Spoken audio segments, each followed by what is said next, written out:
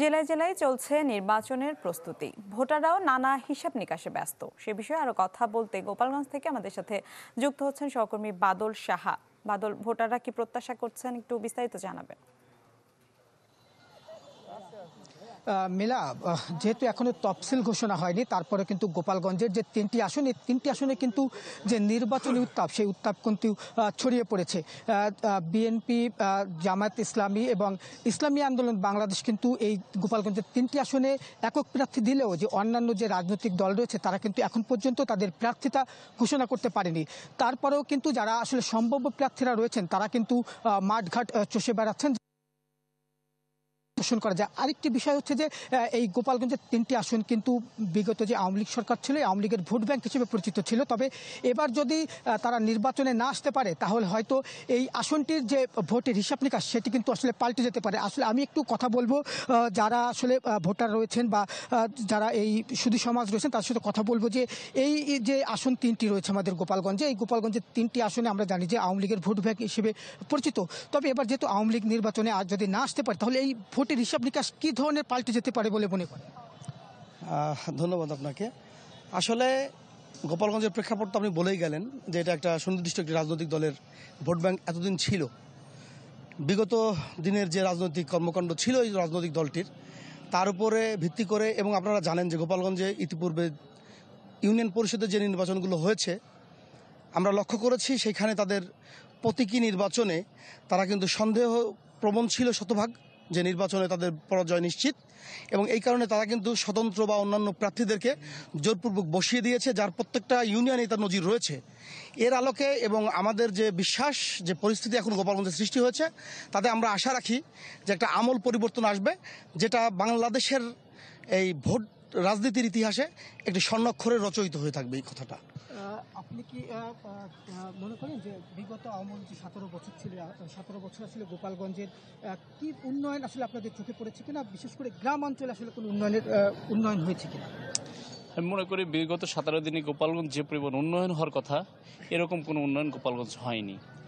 অন্যান্য ডিস্ট্রিক্টের তুলনায় আমরা খুবই খারাপ অবস্থায় আছি। অন্যান্য ডিস্ট্রিক্টে গেলে বোঝা যায় যে আমরা কতটা অবহেলিত এই গোপালগঞ্জে আমূলই কোনো উন্নয়ন হয়নি।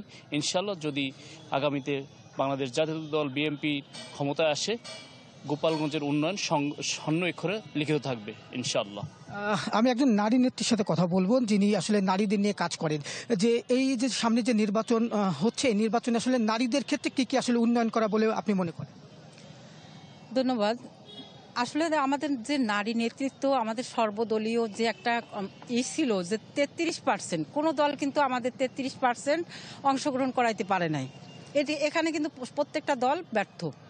তবে আমরা চাই প্রত্যেকটা দলে অংশগ্রহণ হোক এবং তাদের যে কথাগুলো প্রত্যেকটা জায়গায় তুলে ধরুক, এবং আপনার শিক্ষা ক্ষেত্রে বলি বা আপনার কর্মসংস্থানে বলি, কর্মসংস্থান যদি বাড়ে এবং আপনার প্রত্যেকটা নারী নেতৃত্বের জায়গায় যদি তারা 30% যেটা বলতেছে ওভাবে যদি বাড়ে, তাহলে প্রত্যেকটা জায়গায় কিন্তু কথা বলতে পারবে। কারণ আমরা যদি দেখি যে আপনার প্রত্যেকটা অফিসে বা আছেন কিন্তু সেভাবে কিন্তু আসে নাই এখনো।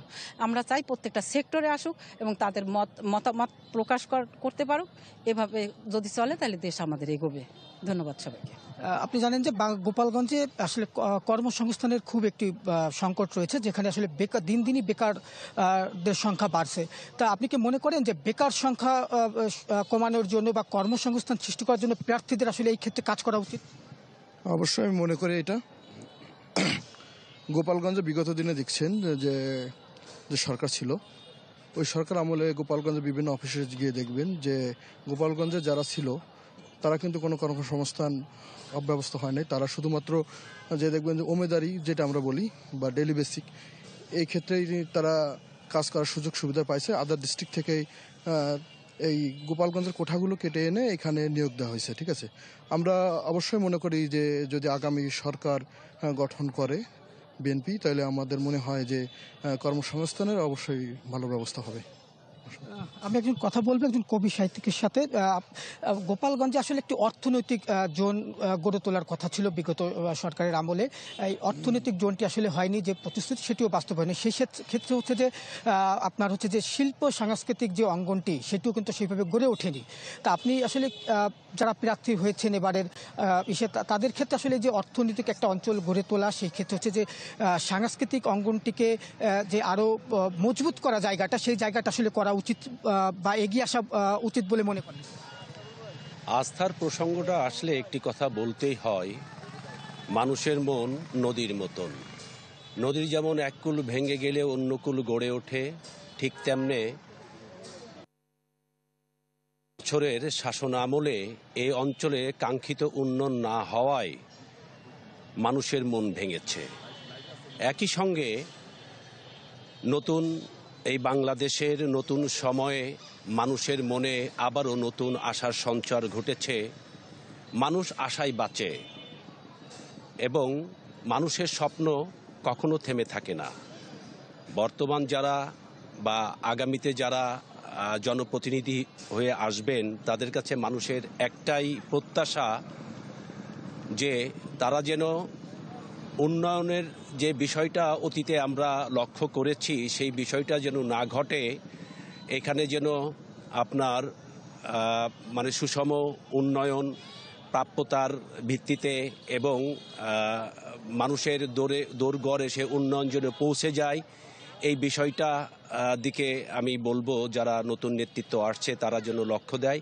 আর শিল্প সাহিত্যের যে বিষয়টা, আসলে গোপালগঞ্জ শহরে শিল্প সাহিত্যের বা তেমন কোনো প্রসার নেই। এখানে দীর্ঘ ৩-৪ বছর ধরে আমি মাঠ পর্যায়ে কাজ করে যাচ্ছি কাশবন সাহিত্য পত্রিকার ব্যানারে। সেখানে আসলে সরকারি কোনো রকম সহযোগিতা আমরা পাইনি এবং কখনোই সেটা করা হয় না। আশা করি বর্তমান যে গভর্নমেন্ট, নতুন বাংলাদেশের নতুন সময়ে যারা আসবেন তারা শিল্প সাহিত্যর দিকে নজর দিবেন, কারণ শিল্প সাহিত্য একটা দেশের সমাজ বিনির্মাণে প্রচণ্ড রকমের ভূমিকা রাখে। আমি একটু চলে যাচ্ছি। আচ্ছা, আমি চলে যাচ্ছি একটু আরেকজনের কাছে, যে নির্বাচনী যে প্রতিশ্রুতি, এই প্রতিশ্রুতি আসলে এখন মানুষ ভোটাররা চায় যে প্রতিশ্রুতি বাস্তবায়ন হোক। সেক্ষেত্রে আসলে কি ধরনের প্রতিশ্রুতি মানুষ চায় এবং এই প্রতিশ্রুতি আসলে প্রার্থীরা বাস্তবায়ন করতে পারবে কিনা? নির্বাচন এলেই প্রতিশ্রুতি দেয় প্রার্থীরা, কিন্তু নির্বাচন গেলে প্রতিশ্রুতি প্রতিপালিত হয় না। প্রতিশ্রুতির ক্ষেত্রে একটা বাগাড়ম্বর আর মানুষের মধ্যে যে বিশ্বাস আস্থা সেটা যাতে পালন না হয় সেরকম একটা পরিস্থিতির সৃষ্টি হয়। আমরা চাই আমাদের যেমনটি শুনছিলেন যে গোপালগঞ্জের যারা আসলে ভোটাররা রয়েছেন বা সুধী সমাজ রয়েছে, তারা কিন্তু চাচ্ছে যে প্রার্থীদের যে প্রতিশ্রুতিগুলো, এই প্রতিশ্রুতিগুলো আসলে বাস্তবায়ন হোক এবং এলাকার যে উন্নয়ন, সেই উন্নয়নের গতি ত্বরান্বিত হোক। এবং তারা চাচ্ছেন যে তারা যাতে এই নির্বাচনটি নির্বিঘ্নে যাতে হয় এবং ভোটাররা যাতে নির্বিঘ্নে তাদের ভোট প্রয়োগ করতে পারে। এই ছিল আমার কাছে গোপালগঞ্জের 3টি নির্বাচনী আসনের হালচালের সবশেষ খবর। জি, ধন্যবাদ আপনাকে। দর্শক, নির্বাচন, ভোটারদের প্রত্যাশা সহ নানা বিষয়ে জানাতে গোপালগঞ্জ থেকে আমাদের সাথে যুক্ত হয়েছিলেন সহকর্মী বাদল সাহা।